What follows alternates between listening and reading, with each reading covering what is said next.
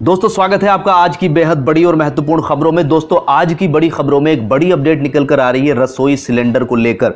रसोई सिलेंडर की बुकिंग में एक बड़ा बदलाव हुआ है। पूरी जानकारी इस वीडियो में आपको मिलने वाली है। साथ में इस सरकार ने लिया है एक बड़ा फैसला, 2,16,000 लोगों को मिलेगा रोजगार। पूरी जानकारी के लिए वीडियो को बिल्कुल अंत तक जरूर देखें। इसी के साथ एसबीआई बैंक ने किया है बड़ा ऐलान। रेलों को लेकर भी एक बड़ी अपडेट निकल कर आ रही है। सभी परिवारों को भेजे जाएंगे पैसे, सरकार से लगातार हो रही है मांग। जी हां दोस्तों, टिड्डियों के हमले से बचाव की चेतावनी दी है और साथ में ही प्रवासी मजदूरों को लेकर सुप्रीम कोर्ट का एक बड़ा आदेश आया है, जिसमें केंद्र सरकार और राज्य सरकार से जवाब मांगा गया है। इसी के साथ कोरोना को लेकर भी एक बड़ी अपडेट निकल कर आ रही है और साथ में ही ट्रंप ने फिर दिया है बेतुका बयान। ट्रंप अपने लगातार बेतुका बयान से आज के समय में जाने जा रहे हैं। इसी के साथ ट्रू कॉलर पर डाटा बेचने का लगा है आरोप और साथ में ही मौसम को लेकर विभाग ने जारी किया अलर्ट। तो दोस्तों इन सभी खबरों को विस्तार से जानने वाले हैं। साथ में ही दोस्तों सरकार के द्वारा जारी होने वाली सभी स्कीम की जानकारी पाने के लिए आप चैनल को सब्सक्राइब जरूर कर लें और साथ में ही बेल आइकन को भी प्रेस कर दें। तो दोस्तों सबसे पहली अपडेट जो है कोरोना मरीजों की संख्या को लेकर है कि लगातार 6 दिन हो गए हैं, प्रतिदिन 6,000 से ज्यादा मरीजों की संख्या निकल कर आ रही है। केंद्रीय स्वास्थ्य मंत्रालय ने बुधवार को बताया कि पिछले 24 घंटे में देश में कोरोना वायरस यानी कोविड-19 के 6,387 मामले सामने आए हैं, जिनमें संक्रमण से 170 लोगों की मौत भी हो गई है। इसी के साथ देश में कोरोना वायरस के मामले बढ़कर 1,51,767 तक पहुंच गए हैं। यहीं पर संक्रमण से मरने वालों की जो संख्या है वो 4,337 तक पहुंच गई है। मालूम हो कि ये छठा दिन है जब एक दिन में संक्रमण के मामलों की संख्या लगातार 6,000 से ज्यादा आ रही है। यहीं पर दोस्तों महाराष्ट्र में कोरोना का कहर लगातार जारी है। पिछले 24 घंटे में 105 लोगों की मौत हो गई है और ये आंकड़ा लगभग 57,000 के करीब पहुंच गया है। जी हां दोस्तों, महाराष्ट्र में बुधवार को कोरोना वायरस के 1,044 नए मामले सामने आने के बाद संक्रमितों की संख्या 56,948 पहुंच गई है। राज्य में पिछले 24 घंटे में 105 लोगों की जान चली गई है। इसके बाद कोरोना वायरस से जान जाने वालों का आंकड़ा 1,897 पहुंच गए हैं। राज्य में बीते एक दिन में 964 लोगों को अस्पताल से छुट्टी मिल गई है। इसके बाद ठीक होने वालों का जो आंकड़ा है वो बढ़कर 17,918 हो गया है। राज्य में फिलहाल 37,125 एक्टिव केस सामने आ रहे हैं। यहीं पर दोस्तों अगली अपडेट जो है वो रसोई सिलेंडर को लेकर है। अभी तक आप जो रसोई सिलेंडर की बुकिंग कर रहे थे वो मोबाइल के थ्रू, मोबाइल नंबर से डायल नंबर कर रहे थे और आपकी बुकिंग हो रही थी। लेकिन अब सरकार ने लिया है एक बड़ा फैसला कि व्हाट्सएप के थ्रू भी अब आप बुकिंग कर सकते हैं और साथ में ही जो पेमेंट करना होगा वो आप ऑनलाइन कर सकते हैं। जी हाँ दोस्तों, अब आपको रसोई गैस सिलेंडर की बुकिंग के लिए परेशान होने की कोई भी जरूरत नहीं है। आप व्हाट्सएप के जरिए भी कहीं से भी आसानी से सिलेंडर की बुकिंग कर सकते हैं। दरअसल कोरोना संक्रमण हाल ही में सोशल डिस्टेंसिंग को ध्यान में रखते हुए तमाम कंपनियां टेक्नोलॉजी का ज्यादा से ज्यादा और बेहतर इस्तेमाल कर रही है, जिसके मद्देनजर भारत पेट्रोलियम कॉर्पोरेट लिमिटेड ने इस सुविधा की शुरुआत की है। जी हां दोस्तों, कंपनी के इस नए प्लान से 7.1 करोड़ ग्राहकों को फायदा होने वाला है। बीपीसीएल ने इसको लेकर कहा है कि आज से भारत गैस के देश भर में स्थित ग्राहक कहीं से भी व्हाट्सएप के जरिए खाना पकाने के लिए गैस सिलेंडर बुक कर सकते हैं। यहीं पर दोस्तों अगली अपडेट जो है वो उत्तर प्रदेश से निकल कर आ रही है। उत्तर प्रदेश के मुख्यमंत्री योगी आदित्यनाथ ने ऐलान किया है कि वो 2,16,000 बेरोजगार प्रवासी कामगारों को कारोबार देने की योजना बना रहे हैं। जी हां दोस्तों, राज्य सरकार प्रवासी कामगारों व बेरोजगारों को रोजगार देने के अवसर मुहैया कराने के लिए कई योजनाएं लेकर आ रही है। इसके तहत खादी व ग्रामोद्योग बोर्ड के जरिए विभिन्न योजनाओं पर बल दिया जा रहा है। इस कदम से प्रवासी कामगारों सहित बड़ी संख्या में लोगों को रोजगार के अवसर खुलने जा रहे हैं। खादी बोर्ड ने इस क्रम में 12 योजनाओं व कार्यक्रमों की रूपरेखा तैयार कर ली है। प्रमुख सचिव डॉक्टर नवनीत सहगल ने बताया कि निर्धारित समय सारणी के तहत आगामी 1 से 7 महीने की अवधि के अंतर्गत सभी को रोजगार मुहैया कराया जाएगा। तो दोस्तों सरकार की तरफ से एक अच्छा कदम उठाया जा रहा है, लेकिन इसकी अवधि जो बताई गई है वो 1 महीने से 7 महीने थोड़ी सी ज्यादा है। सरकार को सोचना चाहिए कि जल्दी से जल्दी 1-2 महीने के अंदर ही ये सभी रोजगार लोग बागों को मुहैया कराना चाहिए। तो दोस्तों यहाँ पर अगली अपडेट जो है भारतीय स्टेट बैंक की तरफ से निकल कर आ रही है। स्टेट बैंक ने कारोबारियों और फुटकर विक्रेताओं को 5 करोड़ रुपए तक का प्री अप्रूव लोन देने की योजना बनाई है। भारतीय अर्थव्यवस्था में जान फूंकने के लिए भारत सरकार और भारतीय रिजर्व बैंक की ओर से विभिन्न निवारक उपायों की घोषणा के अनुरूप भारतीय स्टेट बैंक ने कारोबारियों के लिए गारंटी इमरजेंसी क्रेडिट लाइन नामक एक विशेष ऋण योजना तैयार की है। इसका लाभ एनपीए खाता धारकों को नहीं मिल पाएगा। यह योजना 4 वर्ष की है। पहले 12 माह केवल मूल राशि पर लागू ब्याज का भुगतान करना होगा। शेष 36 ईएमआई में ऋण राशि का भुगतान करना होगा। वर्तमान में प्रभावी ब्याज दर 7.8% प्रतिवर्ष है, जो पूरे ऋण अवधि में 9.25% से अधिक नहीं होगा। यहीं पर दोस्तों अगली अपडेट जो है वो बिहार से निकल कर आ रही है। कोरोना वायरस से निपटने के लिए लगाए गए लॉकडाउन के बीच लौट रहे प्रवासियों ने मुख्यमंत्री नीतीश कुमार की चिंता बढ़ा दी है। बिहार में प्रवासियों के आने से कोरोना संक्रमण की संख्या में वृद्धि लगातार हो रही है। इसी बीच नीतीश कुमार ने रविवार को राज्य में कोविड-19 की वजह से मौत होने वाले लोगों के परिजनों को 4 लाख रुपए का अनुग्रह राशि देने की घोषणा की है। बिहार में रविवार को 2 और लोगों के कोरोना वायरस के संक्रमण से मौत होने के बाद इस महामारी में जान गंवाने वालों की संख्या 13 हो गई है। तो दोस्तों यहाँ पर अगली अपडेट जो है वो ट्रेनों को लेकर आ रही है। रेल मंत्री पीयूष गोयल और महाराष्ट्र सरकार के बीच लगातार ट्विटर पर जंग जारी है। यहाँ पर रेल मंत्री पीयूष गोयल का आरोप है कि महाराष्ट्र सरकार को 145 ट्रेनें दी हैं। हर ट्रेन के बारे में सरकार को जानकारी देनी थी। शाम 5 बजे तक 74 ट्रेनें रवाना होनी थी, लेकिन दोपहर 12:30 बजे तक कोई यात्री ट्रेन में नहीं बैठा और इन 74 में से केवल 24 ट्रेनों के लिए ही सरकार यात्री उपलब्ध करा पाई है। 50 ट्रेनें अब भी महाराष्ट्र में खड़ी हुई हैं।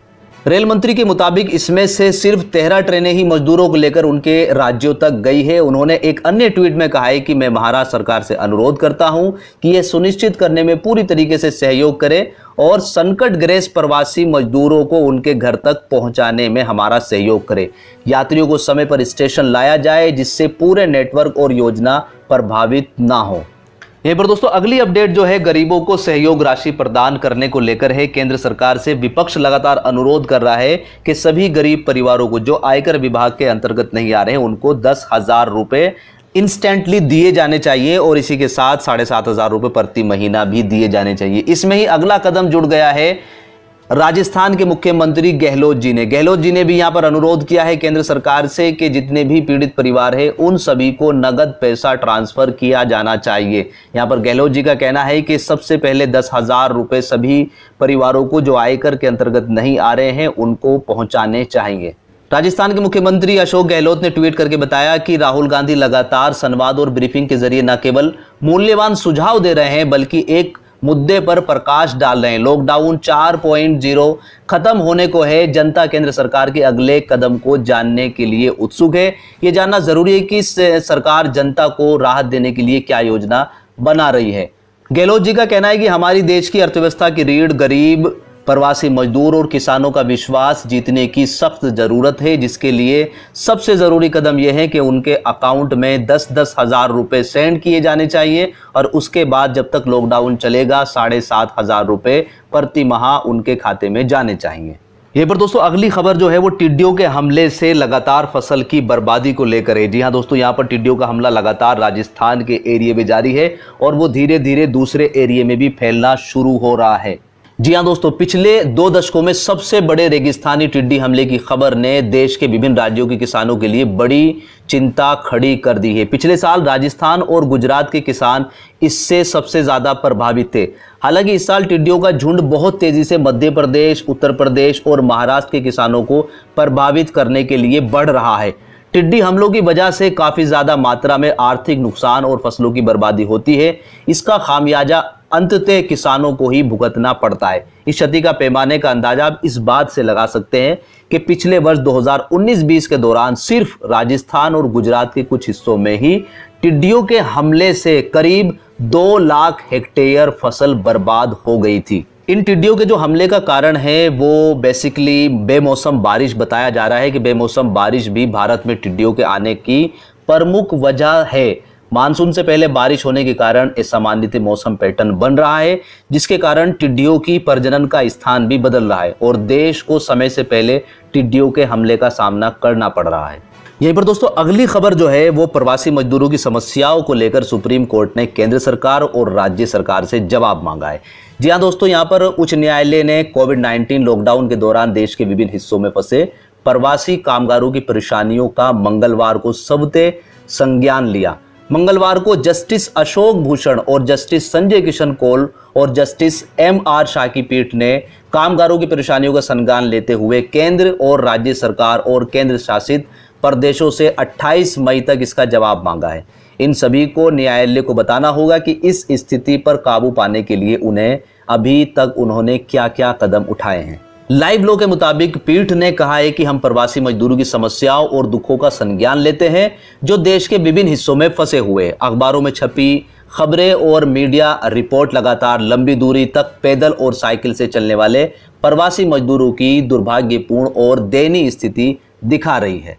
तो दोस्तों यहाँ पर अगली खबर जो है वो अमेरिका के राष्ट्रपति डोनाल्ड ट्रंप को लेकर है। पिछले कुछ दिनों से डोनाल्ड ट्रंप अपने अजीबोगरीब बयान को लेकर सुर्खियों में बने हुए हैं। अब उन्होंने एक और बयान दे दिया है। उन्होंने बोला है कि ट्विटर को हम यहाँ पर बंद भी कर सकते हैं। जी हाँ दोस्तों, ट्विटर ने पहली बार राष्ट्रपति डोनाल्ड ट्रंप के 2 ट्वीटों पर चेतावनी का लेबल लगाया। इसके बाद ट्रंप ने उस पर राष्ट्रपति चुनाव में हस्तक्षेप करने का आरोप लगा दिया है। इसके अलावा उन्होंने कहा है कि सोशल मीडिया मंचों को बंद करने तक की धमकी दे दी है। एक ट्वीट में राष्ट्रपति ने कहा है कि ट्विटर पूरी तरीके से बोलने की आज़ादी का गला घोट रहा है और राष्ट्रपति के तौर पर मैं यह नहीं होने दूंगा। बाद में बुधवार को सुबह ट्रंप ने ट्विटर जैसे सोशल मीडिया मंच को ही बंद करने की धमकी दे डाली। ट्रंप ने ट्वीट किया है कि रिपब्लिकन्स को लगता है कि सोशल मीडिया मंच पूरी तरह से कंजर्वेटिवों की आवाज़ को खामोश कर रहे हैं। हम कड़ाई से इनका नियमन करेंगे और उन्हें बंद कर देंगे। तो दोस्तों यहाँ पर अगली खबर जो है वो ट्रू कॉलर्स को लेकर आ रही है। ट्रू कॉलर्स पर एक बड़ा आरोप लगाया जा रहा है कि उसने लगभग 4.25 करोड़ भारतीयों का डाटा बेचा है, जो कि केवल 75,000 में। जी हाँ दोस्तों, तो यहाँ पर जो खबर निकल कर आ रही है, देश और दुनिया में साइबर क्राइम तेजी से बढ़ रहा है और अपराधियों का डाटा चुराने का मामला जो है ना वो एक आम बात है। ताज़ा मामला जो सामने आया है उसमें एक रिपोर्ट में एक साइबर अपराधी ने 4.25 करोड़ भारतीयों के रिकॉर्ड केवल 75,000 रुपए में डार्क वेब पर बेच रहा है। इस अपराधी ने दावा किया है कि उसने ये रिकॉर्ड ट्रू कॉलर से प्राप्त किए हैं। वहीं दूसरी तरफ ट्रू कॉलर ने ऐसे किसी भी डाटा की चोरी से साफ इनकार किया है। कंपनी के प्रवक्ता ने कहा है कि इस डाटा को बेचने के लिए हमारी कंपनी का इसलिए नाम लिया जा रहा है ताकि उससे भरोसा उठ जाए। उन्होंने आगे ये भी कहा है कि हमारा सारा डाटा पूरी तरीके से सुरक्षित है और हम अपने यूजर्स के रिकॉर्ड की सुरक्षा को लेकर काफी गंभीर है। उन्होंने बताया कि ऐसा मामला पिछले साल भी सामने आया था। वहीं साइबर का कहना है कि अगर सच में ऐसा है तो ये बड़े पैमाने पर भारतीय यूजर्स को प्रभावित कर सकता है। कंपनी की तरफ से कहा गया है कि हमारी इस मामले पर नजर है और अगर कोई भी जानकारी मिलेगी तो उसे ब्लॉग के जरिए बताया जाएगा। तो दोस्तों बढ़ते हैं अपने मौसम समाचार की तरफ कि आने वाले 24 घंटे में मौसम का मिजाज कैसा होने वाला है। कि मौसम विभाग के अनुसार अगले 24 घंटे के दौरान पूर्वी और पूर्वोत्तर भारत में असम, मेघालय और अरुणाचल प्रदेश में बारिश की गतिविधियां कुछ हद तक कम हो जाएंगी, लेकिन मणिपुर, मिजोरम और त्रिपुरा में बारिश बढ़ सकती है। पश्चिमी बंगाल में, बिहार के कुछ हिस्सों में और झारखंड के पूर्वी हिस्सों में बारिश की गतिविधियां संभव हैं। उत्तर प्रदेश और उड़ीसा में भी कुछ स्थानों पर हल्की बारिश के आसार नजर आ रहे हैं। एक नया पश्चिमी विभोग पश्चिमी हिमालय राज्य में बारिश की गतिविधियां को बढ़ाएगा। उत्तरी पंजाब, हरियाणा, पश्चिमी उत्तर प्रदेश और दिल्ली में भी कुछ जगहों पर धूल भरी आंधी आने, चलने और बादलों के गरजने के साथ हल्की वर्षा के आसार नजर आ रहे हैं। हरियाणा, दिल्ली, दक्षिणी पश्चिमी उत्तर प्रदेश और उत्तरी राजस्थान के कुछ हिस्सों में भीषण गर्मी जारी रहेगी, लेकिन तापमान में मामूली की कमी आ जाएगी। साथ में राजस्थान, मध्य प्रदेश के कई हिस्से, छत्तीसगढ़ और आंतरिक महाराष्ट्र के कुछ हिस्सों पर लू का प्रकोप जारी रहने की उम्मीद है। इन भागों में मौसम काफी शुष्क रहेगा। इसी के साथ केरल, दक्षिणी आंतरिक कर्नाटक और तमिलनाडु के कुछ हिस्सों में प्री मानसून वर्षा जारी रहने की उम्मीद है। अंडमान निकोबार द्वीप समूह और लक्षद्वीप पर मध्यम से भारी बारिश होने के संकेत मिल रहे हैं। तो दोस्तों ये थे आज के कुछ प्रमुख समाचार। उम्मीद करते हैं कि वीडियो आपको पसंद आई होगी। वीडियो पसंद आई है तो लाइक कीजिएगा, शेयर कीजिएगा और अगर अभी तक भी चैनल को सब्सक्राइब नहीं किया है तो चैनल को सब्सक्राइब भी जरूर